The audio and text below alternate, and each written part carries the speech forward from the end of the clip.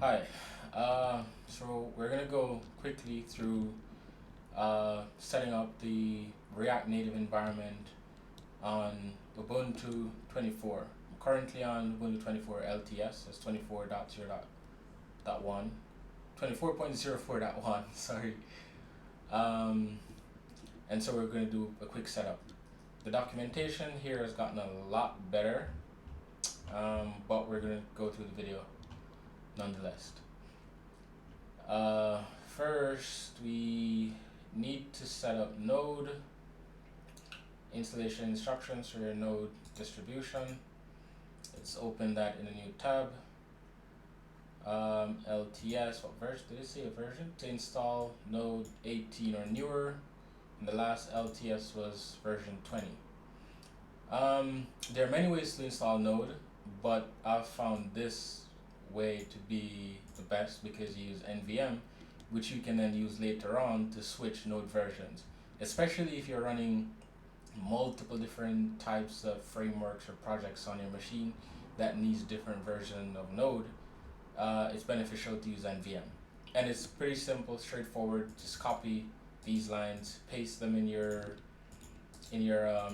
terminal one at a time, and once you get to the end here, you will have the correct version of Node and npm installed. I already did it, but I'll just show you quickly here what I had.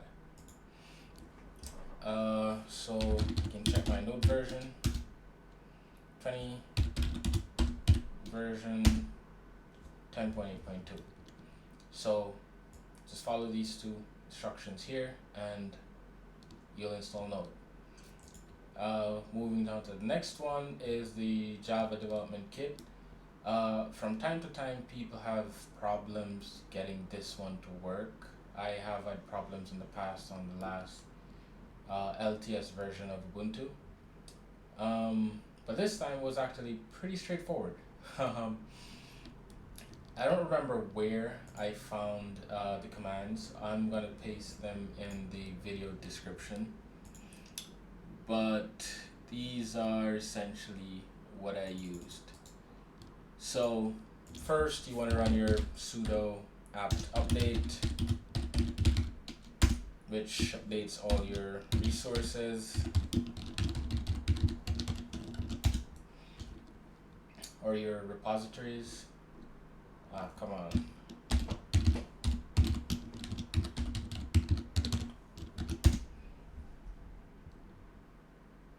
Which updates all your repositories. And then your sudo apt upgrade.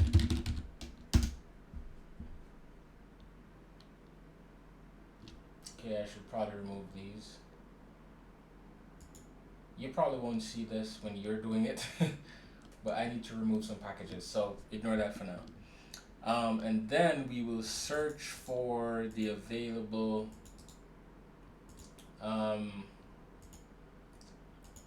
Node.js, not Node, sorry, OPENJDk versions that we have available in our apt-cache.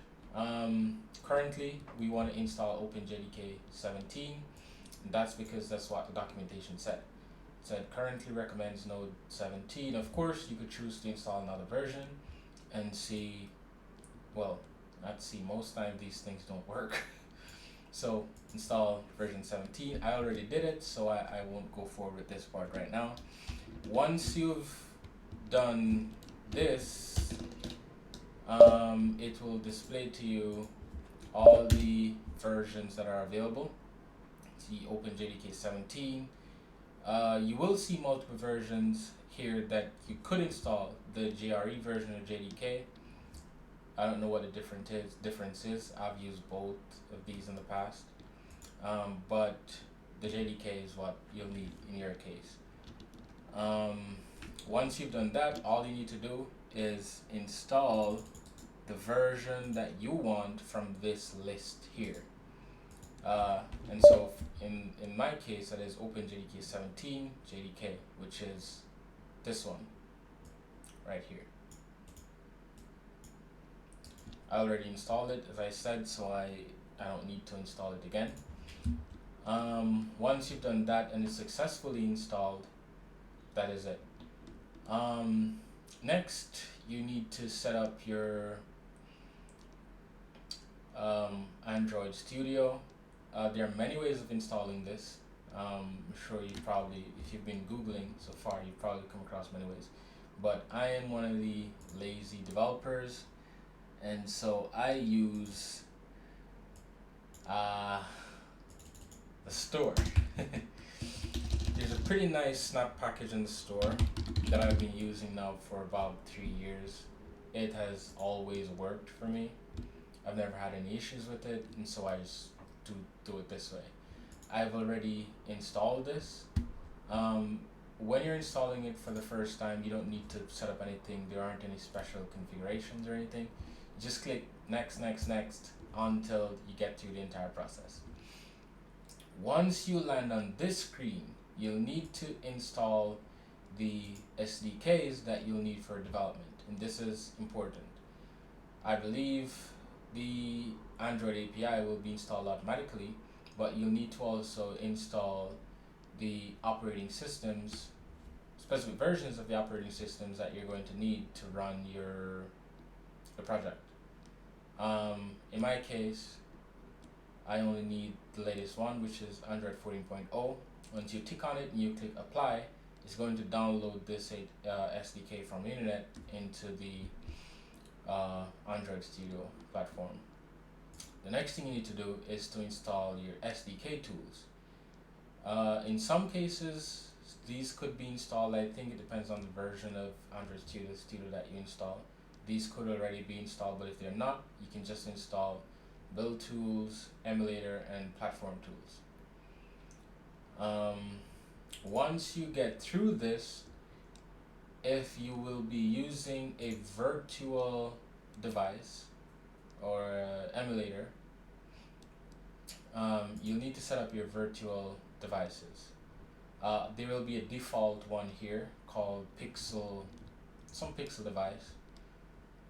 I deleted it because I want to set my own version up. So we go to create device, you select the device that you want, and you can select from the list. Hit next. We'll now be installing our operating system. You could choose to download any other operating system from here, going back previous Android versions. In my case, I want the upside down cake. I hit next, and then here you're able to configure some details for your device. You're using a pixel device, and so some of these things are already pre-configured for you. You don't need to do anything. Just hit finish, and just like that, you will have your pixel device set up. I don't usually use emulators or simulators. I use physical devices. I found those to be much more reliable in my testing. So I'll use an Android phone with the latest OS, and then I'll use an older one like a Samsung S9 Edge or something for testing. Once that is done, you need to set up your environment variables. And you can do that through a few different ways. You could do it from the command line, which is the recommended way to do it, or you could open this file directly on your computer. Sometimes I've done it, but I'll show you how to use the command line version of this. It's clear, and nano, and we want to open our bash rc. Yep.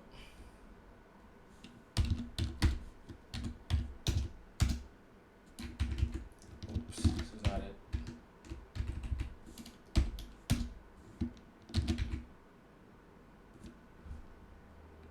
Hey, how do I get to this file again?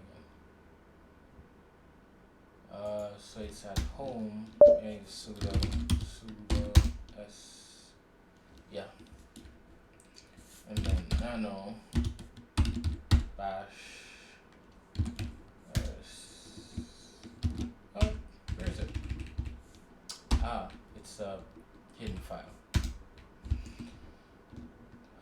scroll down to the bottom here, and we will enter the details right here. And by the way, this previous line that you're seeing at the top here, this was automatically added when we installed NVM.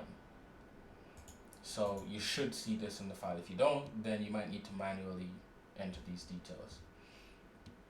Now we will add our environment variables.